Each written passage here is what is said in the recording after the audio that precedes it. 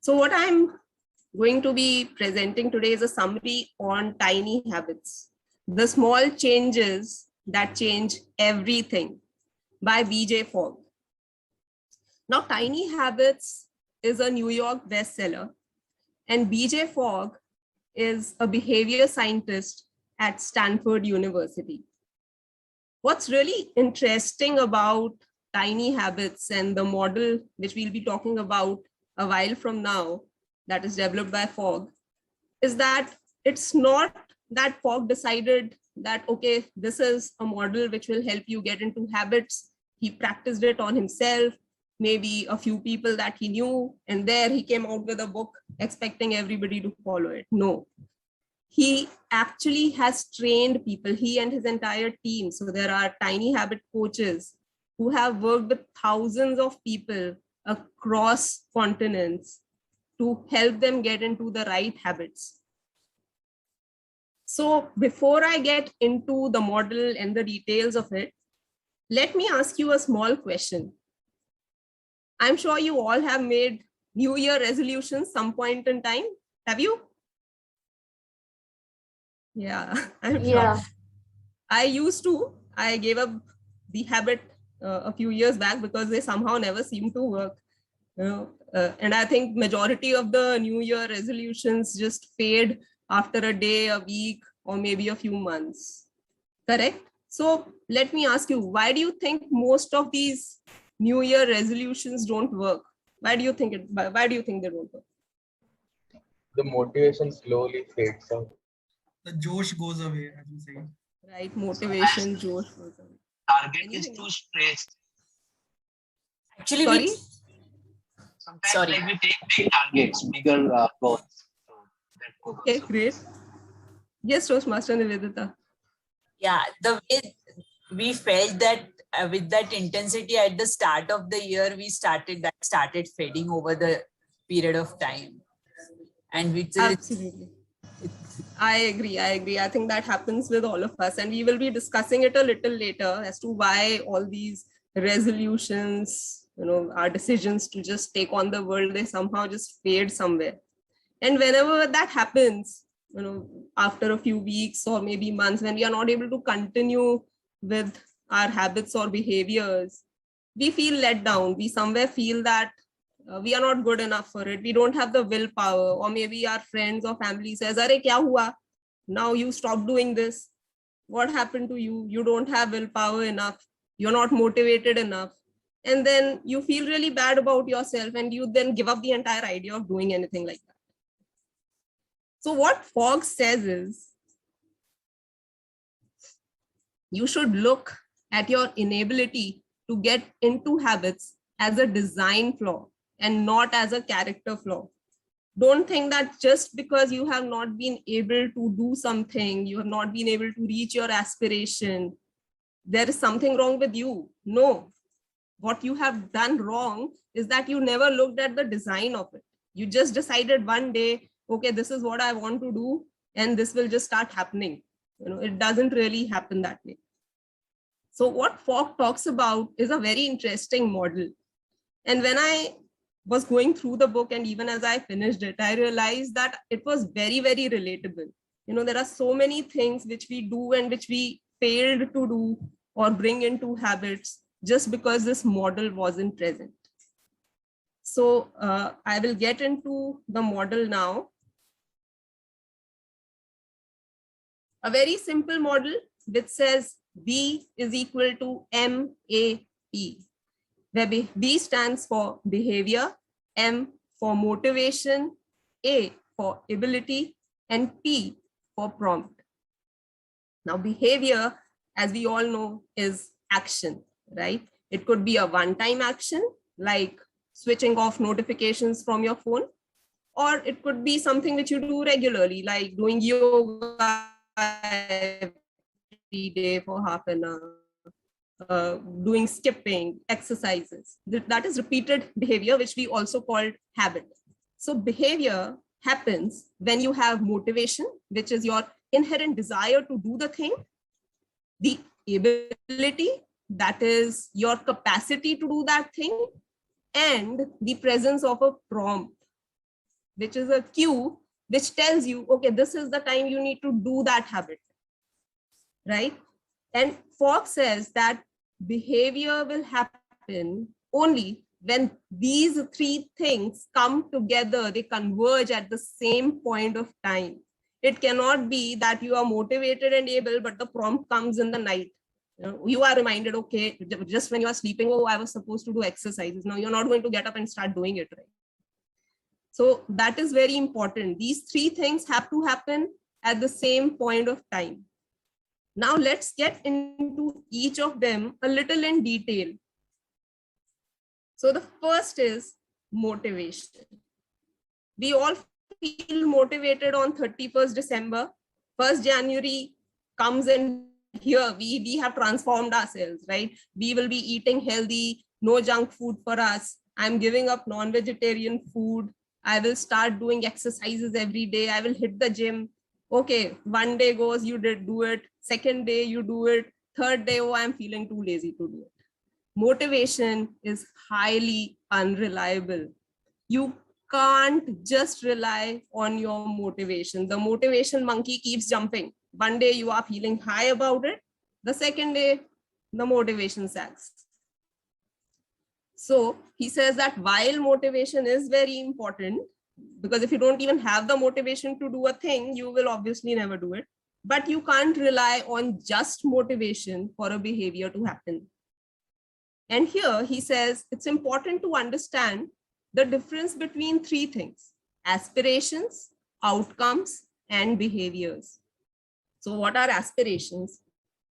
Aspirations are abstract desires. They are abstract in nature, right? I want to become healthy. I want to be stress-free. These are abstract in nature, but they are your inherent desires. You want to do them. Outcomes, on the other hand, are more specific. I want to lose 10 kgs. I want to lose 5 inches. I want to do 20 push-ups, for example. No, that would come into behaviors.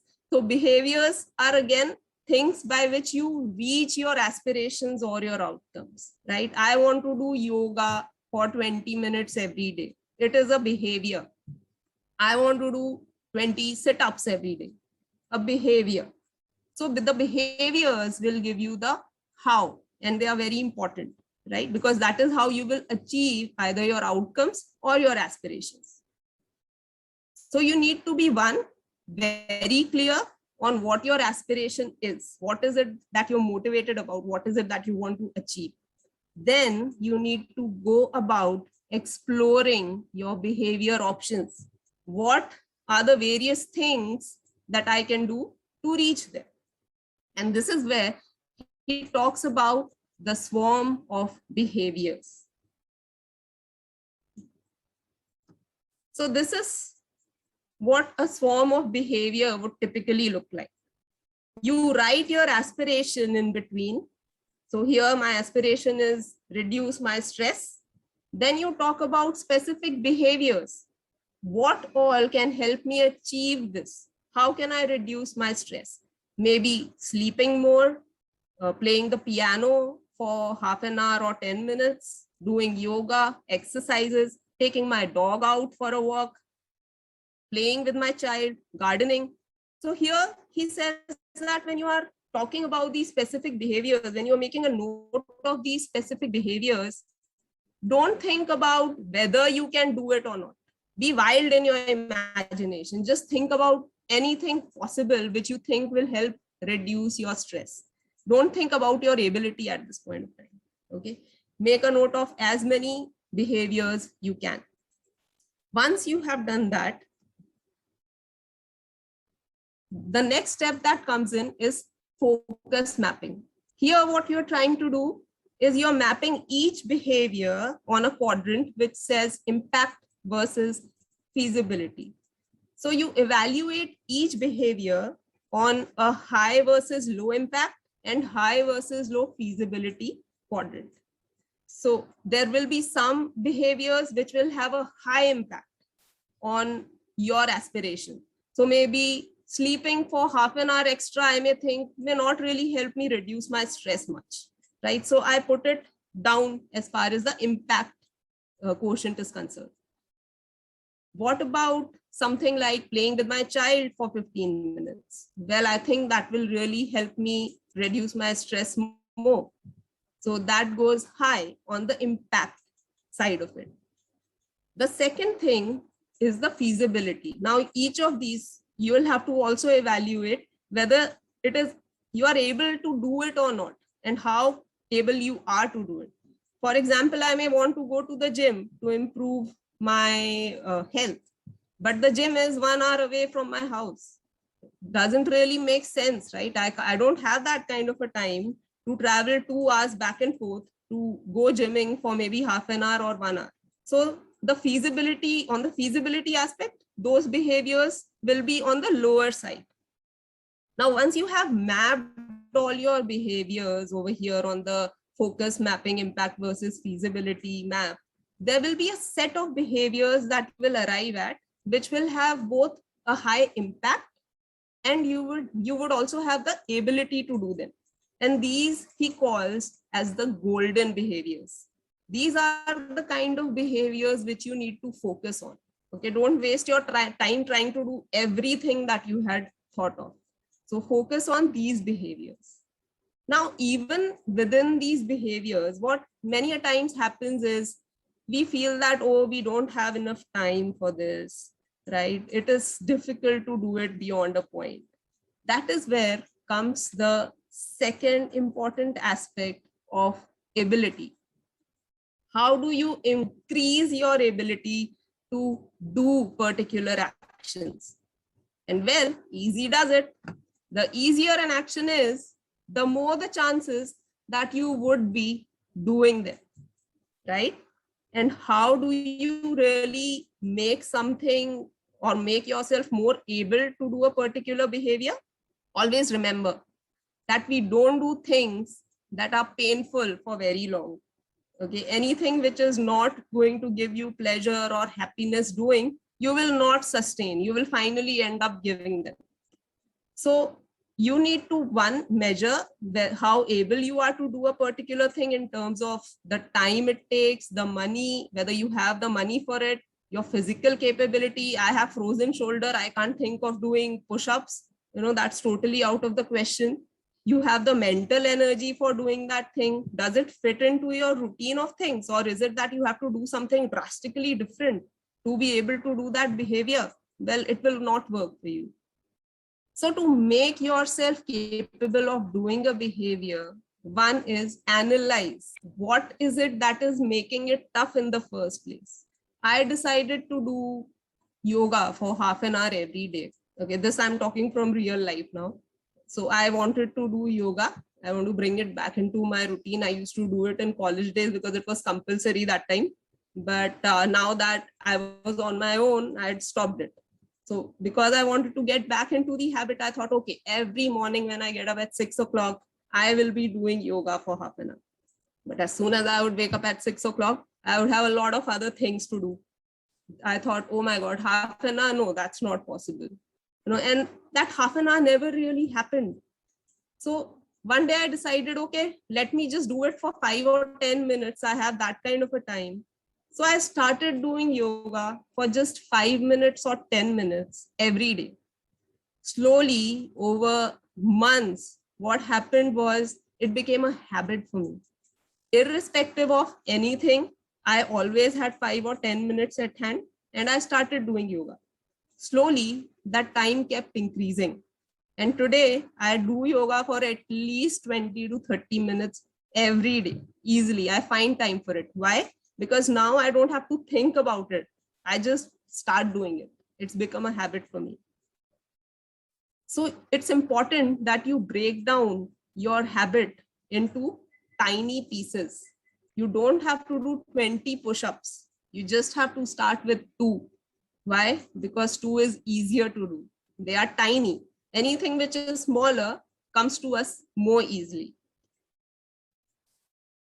So why do you break those things into tiny habits? Well, one, because they are simple. They take lesser time. Tiny doesn't make you look bad. You can do it secretively. Now my husband started going for a walk every day for 1 hour. Okay. So he was doing that consistently for I think a month and a half. And I knew that, okay, he is now very health conscious. He's going to continue doing it. And then one fine day I saw that, okay, now he has stopped doing it totally. So he was not going out at all. I asked him, what happened? Why are you not going for a walk anymore? You are not motivated enough anymore for your health. And he just rolled his eyes, but he never got back into that habit. So the thing is, when you do something on a larger scale, it becomes very visible to people. But had he started going out for a 10-minute walk every day, I wouldn't have noticed it.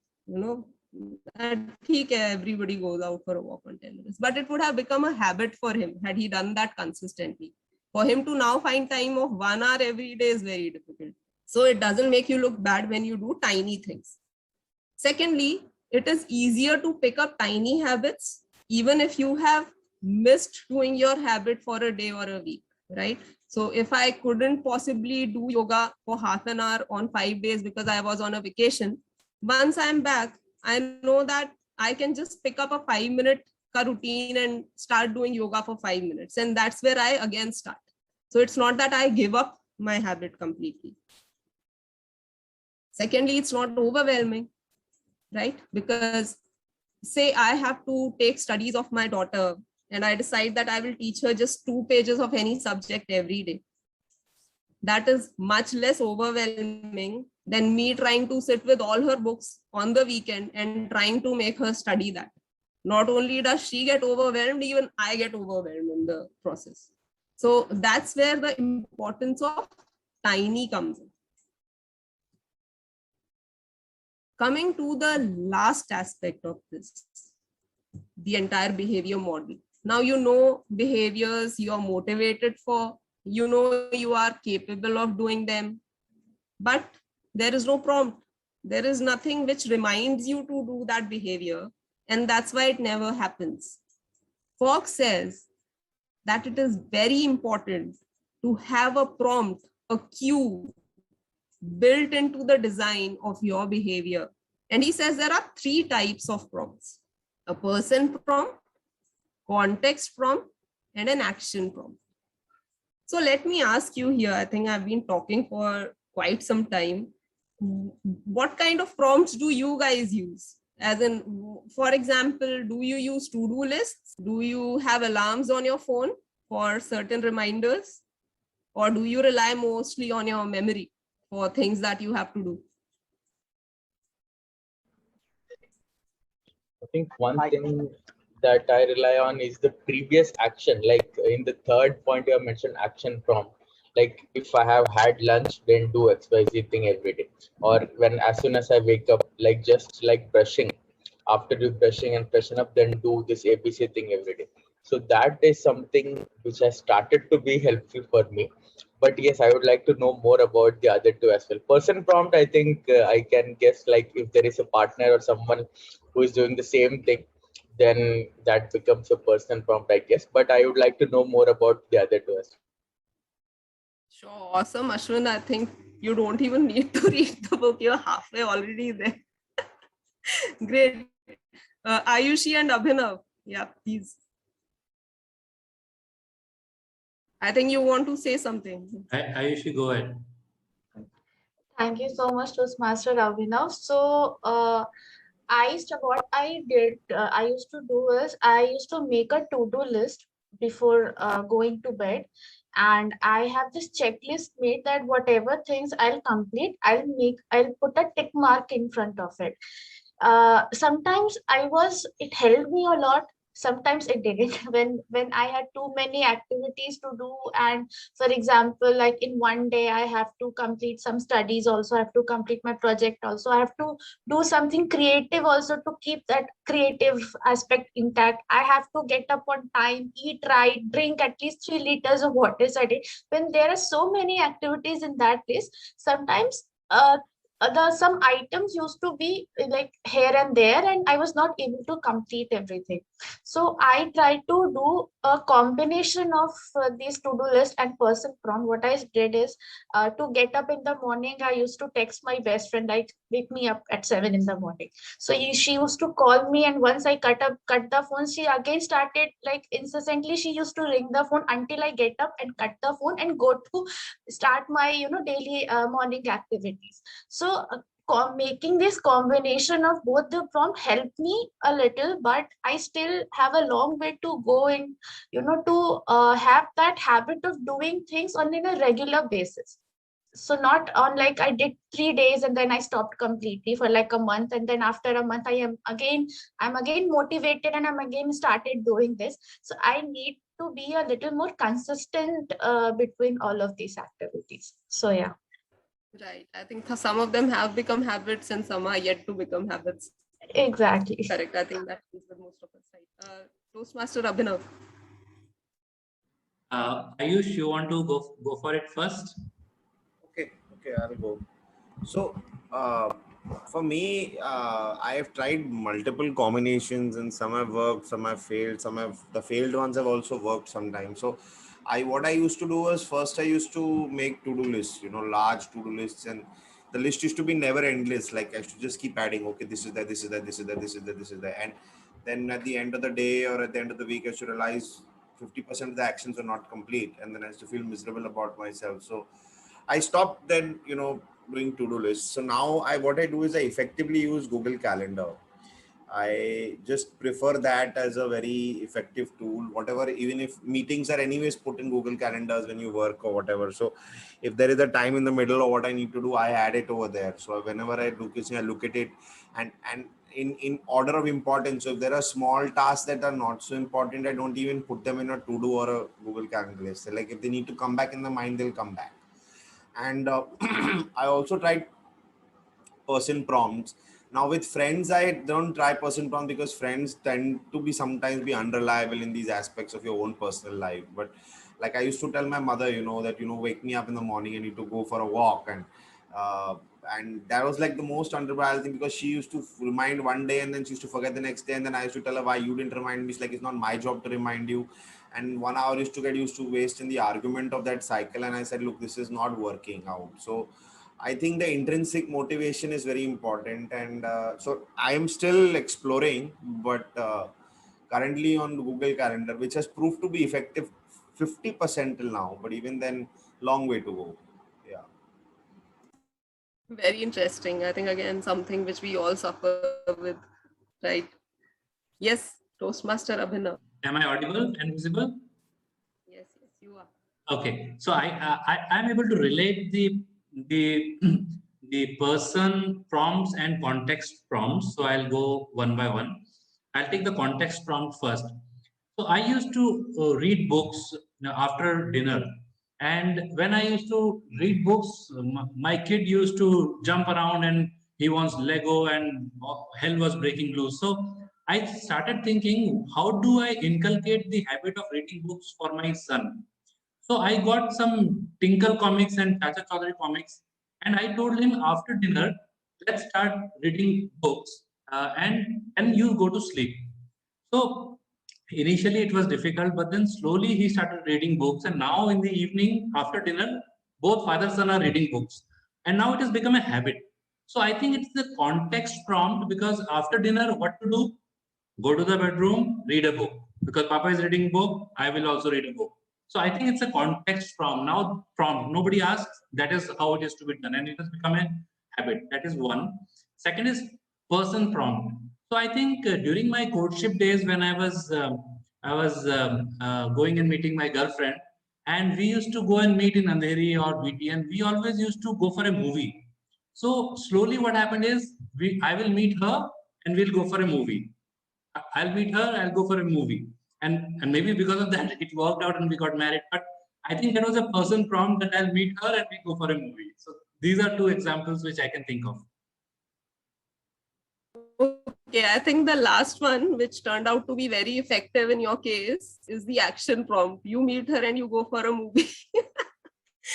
So you'll just understand these three a little in detail now. So person prompt is something which is internal to us. Okay, it could be our memory, which we rely on most of the times and we fail. At least I do. I understand that I cannot rely much on my memory. So I decide, okay, I need to do these things, and I will remember. I don't make a note of it. That is mostly person prompt. It can work in certain things. For example, the light going green and you know that you have to go ahead. That is intrinsic to you. Okay, aapne ye dekha and you're now going ahead. But it may not work on a lot of cases. Second is the context prompt. When you talk about context prompt, you are talking about things like alarms going off, your to-do lists, your calendars. And these work largely to an extent when the things are one-time jobs. So you have maybe meetings for which you need those calendars. There are certain things which you need to do on a particular day, like birthday wishes. And then that prompt comes and you're able to execute. But most of them will not work when you're trying to build habits.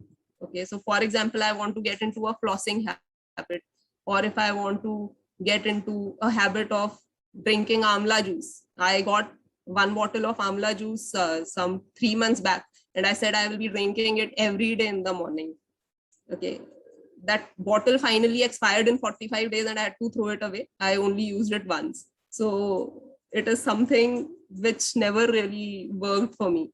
So when you talk about action prompt, you're saying that you will do a particular action after you have done a particular action which you anyways are going to do in your life. So for example, I get up in the morning and I know that I'll be brushing my teeth. It's something which is an inbuilt habit now for all of us. I don't think we have to be reminded, aaj brush karna hai, right? We go and do that ourselves. So if I have to get into a habit, say flossing my teeth, I should plug it with my habit of brushing my teeth. So I say, after I brush my teeth, I am going to floss my teeth. Okay, so I am linking, or I am rather using the habit, the existing habit of brushing my teeth as the anchor, which reminds me or prompts me into doing an action of flossing. And when you are building these or designing these action prompts, which are very impactful, by the way, do remember the location, for example, or the activities need to be more related. You cannot, for example, say that after I brush my teeth, I am going to go and clean the kitchen table. Okay, they are just not related. It will not happen finally. So always try to keep in mind the location where that thing is and how relatable each activity is to the other. So for example, I want to build in exercises, a few strength building exercises is what I'm trying to build into my routine now. Very difficult for me. So what I started doing is I already am into the habit of doing yoga every day. So I say, okay, I'm going to do only one strength building exercise immediately after my yoga session. And that is something which I have now started doing consistently. Why? Because I don't need to change my location for doing that strength building exercise. I already have a yoga mat in place and I'm already in that mood of doing something good for my body. Right? Now, just to give you another example. So I suffer from the problem of sinusitis again now. And one of the things which really worked wonders for me in the past was using a neti pot. I don't know how many of you know about it, but in Ayurveda, they have a pot in which you're supposed to fill warm water. You're supposed to put it from one nostril and drain it out from the other. So it helps you clean up your sinuses. Now I decided that I have to do this because the entire thing was becoming very painful for me. I said every night I will do this activity. So I do have the neti pot with me and I did it for 2 days. I would go to the kitchen, I would heat up some water in the microwave, put it in the neti pot, come to my bathroom and then do this activity. From the 3rd day, I again stopped doing it because it seemed too painful. Even if I was reminded, I was too tired for it because it involves so much of work. Yeah, you have to go to go and get warm water and do all of that. Then I decided that why do I really need to do it at night before sleeping? I take bath every day with warm water. Okay, be it winters or be they hot summers, I always take bath with hot water. The neti pot is very much in my bathroom. So what I started doing is I started filling up the neti pot while I was taking bath, and I did it right then and there. It did not take me any effort of going and getting water heated, bringing it back and doing it. Well, it was just over while I was taking bath. So now it has again become a habit. So if we realize a lot of things which we do, which are very habitual in nature, are done, when you have the right design for it. So that is what you need to build. You need to build the right design. And Fogg says that action prompts are the best prompts that can be there. So you try and analyze what are the prompts, what is it that you're already doing in your daily life, and add more activities to it, which are more relatable. One very important aspect is don't forget to celebrate. Even a small action, every habit that you want to put into practice, you flossed your teeth, celebrate. Tell to yourself, okay, yes, I did it. You don't have to go around buy a cake and celebrate. You just have to enjoy in your mind. Give yourself a high fist and all those kind of things. Give yourself a high five. The reason is people change best by feeling good, not by feeling bad. You want to wire in a habit, remember, it will only get wired in when you're feeling good about having done it. So every time you drink amla juice, be happy about it. Every time you do those 2 push-ups, say, yes, I did it. What happens is your brain feels good about it. Your brain would want you to do things for which you feel happy, not for the things that make you feel bad, right? So this is a very important aspect. Fogg says that, in fact, he has dedicated an entire chapter to it, celebration. So do definitely celebrate what you want to put into practice. And don't worry about your small habits remaining small. What he says is, just like a plant grows naturally, your habits will also over time grow. Okay, so it's not that your 5-minute yoga session is going to remain a 5-minute yoga session for life. Your 2 sit-ups will remain that. They will eventually grow just because you have got into the habit. And now I would end my presentation and we'll get into a discussion by telling you to start with a very tiny habit from tomorrow. The moment you get up, you put your feet on the ground, get into the Maui habit. Tell yourself, today is going to be a great day. Okay, this is the Maui habit. Let all of us try and do that. These are very small things. If you want to practice gratitude, the moment you lie down for sleep, just remember all the good things that you have done. So these are the very tiny habits which we can start with. And with this, I end my presentation, and I would now want all of you to maybe discuss, ask questions. If you have any doubts, contribute, give your experiences. Please, the floor is open.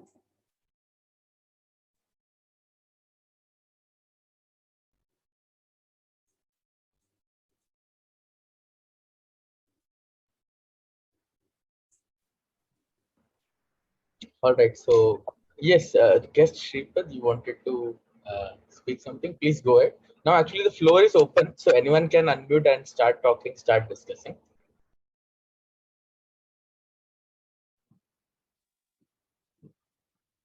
Hi, Toastmasters Nidhi. I loved your summary. It was so great to hear that.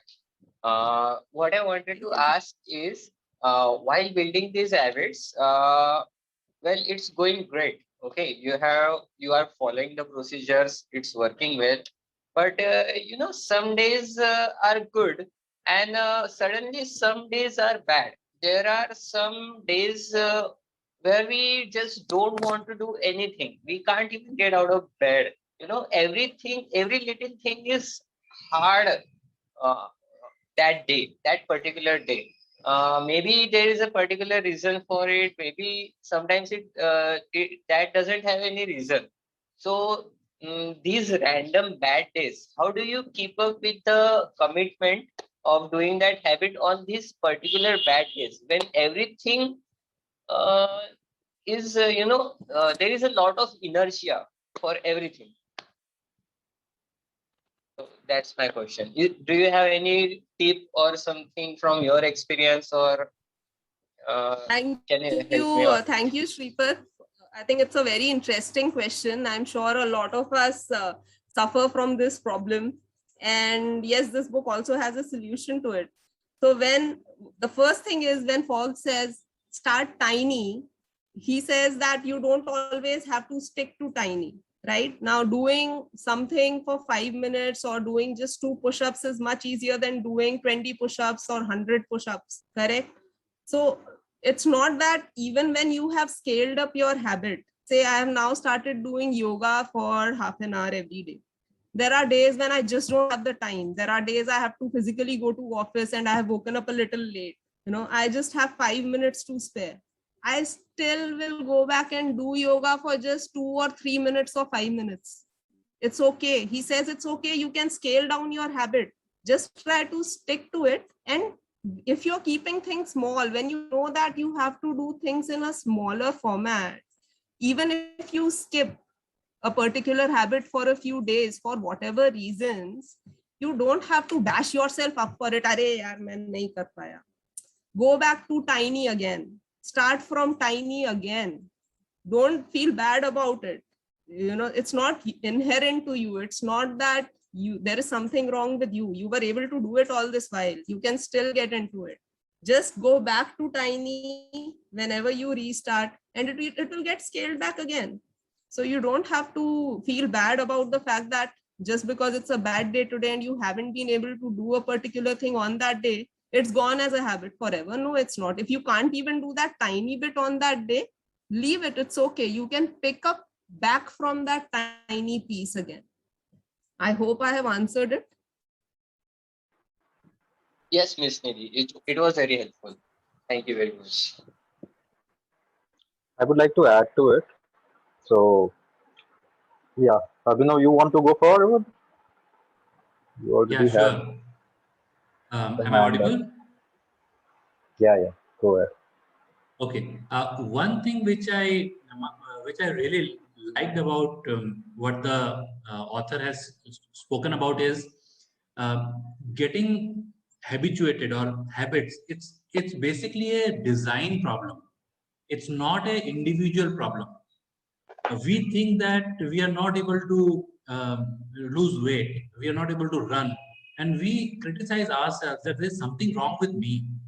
But if you look at this from the lens of how you design your life and you put those prompts at the right place, you put that context at the right place, then you'll be able to do it. Even a person like me, I'm able to run. So I think that is my takeaway. It's a how well you can design things will lead to success in forming good habits rather than just criticizing myself that, oh, I don't think I'm good for that. That is my take.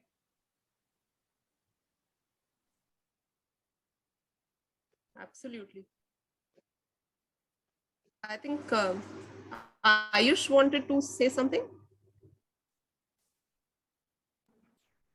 No, Ayushi has raised her hand. Okay, Ayushi, please go on.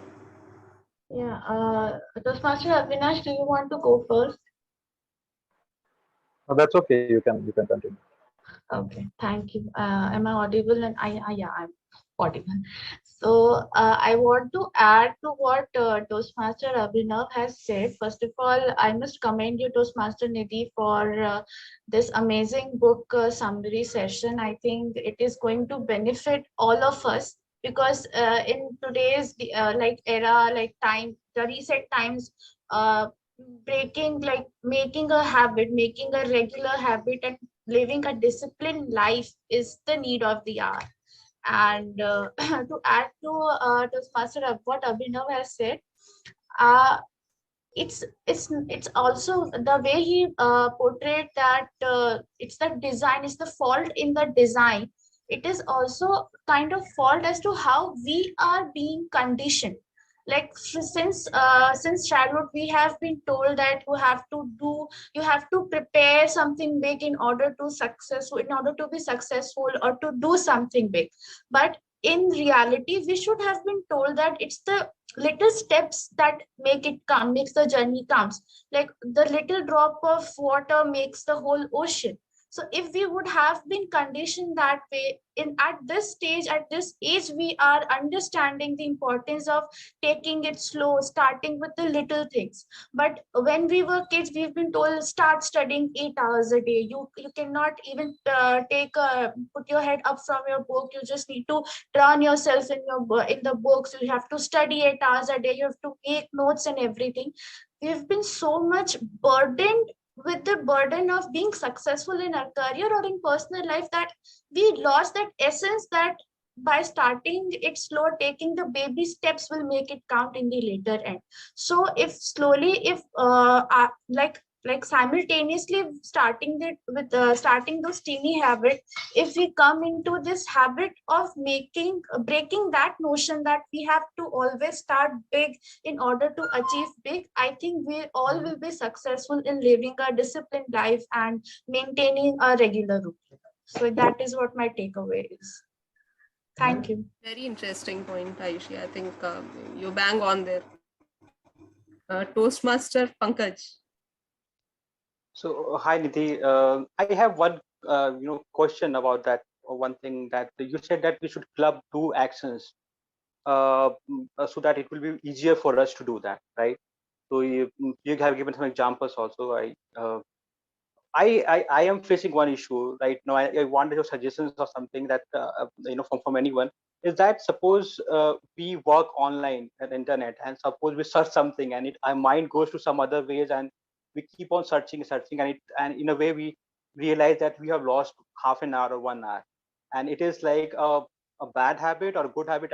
It's a bad habit when we do it in terms of when we're working, but sometimes my interest and my interest to connect things, it takes me a lot of time. And is there any tips given in that book about this two connecting things can lead to a new problem or new habit, and that can cause a issue? So yes, Toastmaster Pankaj, the author also talks about how you can come out of bad habits, how you can replace bad habits with good habits. Again, the process is same. You have to identify what is your motivation. Obviously, you are able, that's why you are doing that habit. But then also, most importantly, what is prompting you towards that behavior? Is it that if you break that prompt, you can come out of that habit? For example, if I keep notifications on my phone from social media apps, every time I have the phone in my hand and I think, okay, I have to message this and this to a particular person, there is a notification which appears from Facebook, and I click on it and I am on Facebook now. I forgot about what I was supposed to do. So now that particular prompt is what is leading me to my bad behavior. I can remove notifications of apps, of certain apps that are distracting me, and I can come out of that behavior. So you have to identify the prompts, you have to identify your motivations, and then accordingly go around breaking them. In the interest of time, we are 5 minutes past our limit. Right.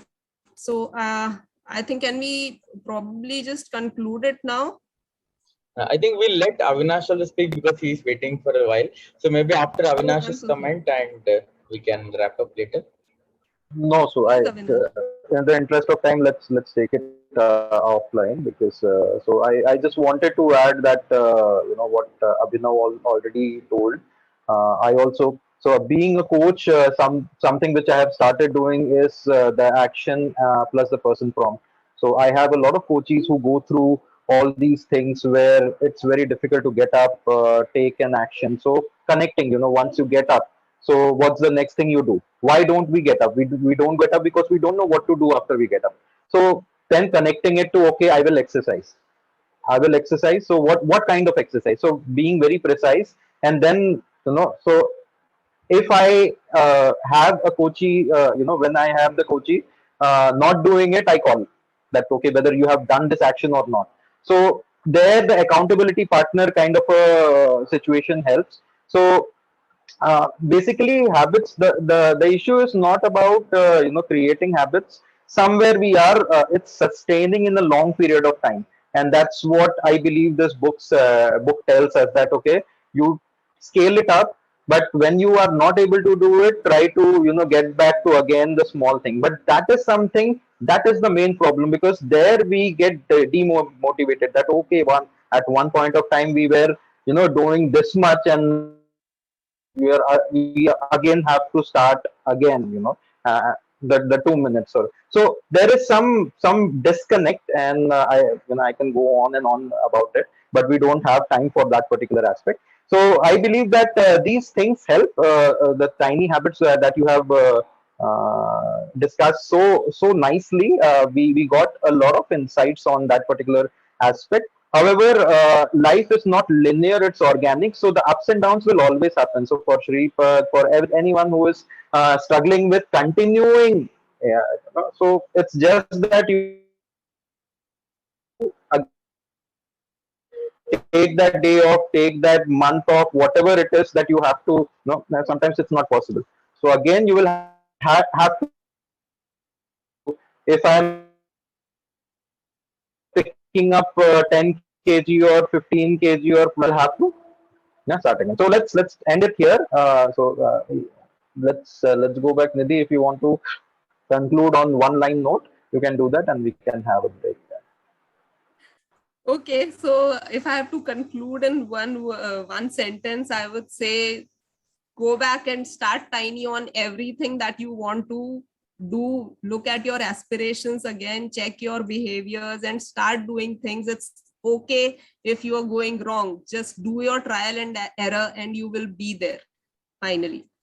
Thank you so much, everyone, for being such great audience. And over to you, Toastmaster of the day, Toastmaster Harsh. Thank you so much, Toastmaster Nidhi, for such a wonderful book presentation. I have noted down points. I don't know if it's visible.